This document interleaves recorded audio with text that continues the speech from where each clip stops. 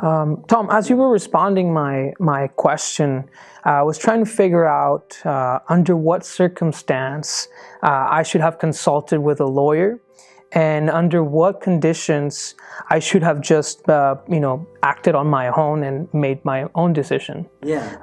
Obviously, this is related to management risk. I guess my question here is, where do we draw the line between lawyers and managers in relation to business decision making? Yeah, boy, it's a tough one. Especially since when you're starting a business, money's tight. So a lot of stuff can be done not using a lawyer, because there's other services out there that have sort of been through this thought process. There's Small Business Association, there's other places, administration, there's places who can give you sort of good foundational advice on what you're going to run into. And then once you sort of just go through that first thought process, things will come up, and it may make you a little worried or a little bit nervous, and you should listen to that feeling, because if you're feeling a little bit uncomfortable, a little bit nervous, that's probably when you're saying, maybe I should talk to an expert, and that's the time when you may want to consult a lawyer. You can use lawyers in two ways. You can use them proactively or reactively. Proactively is much better. It's cheaper. You can go and talk to a lawyer, spend $100 talking to a lawyer about specific questions you have because you've already done the research.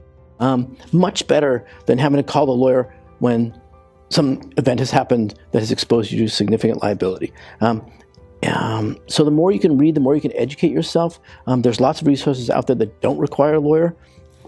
Then you can start saying, okay, I'm not sure about that. I think I need to talk to a lawyer. Mm-hmm. So just like any other, profession and field, there are people who are really good at what they do, and those who, let's say, they're on the opposite side. Mm-hmm. How do I differentiate a really good lawyer from a less competent one? Mm-hmm. Boy, that's a tough one.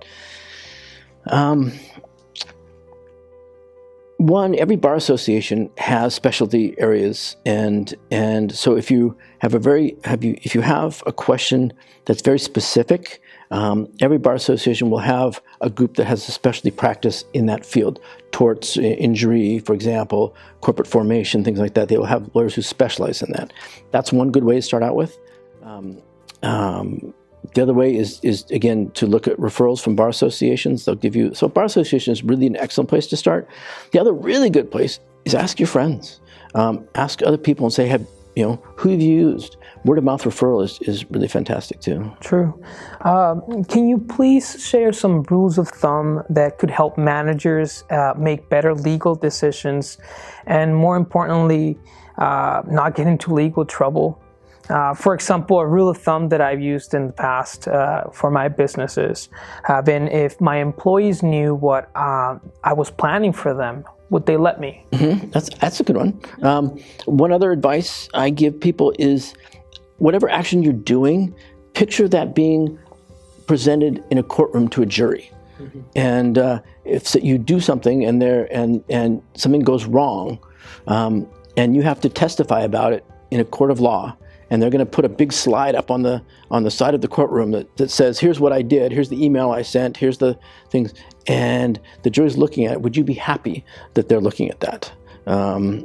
That's a real good way to know if you feel like you're inside the parameters of what you think is safe and prudent action.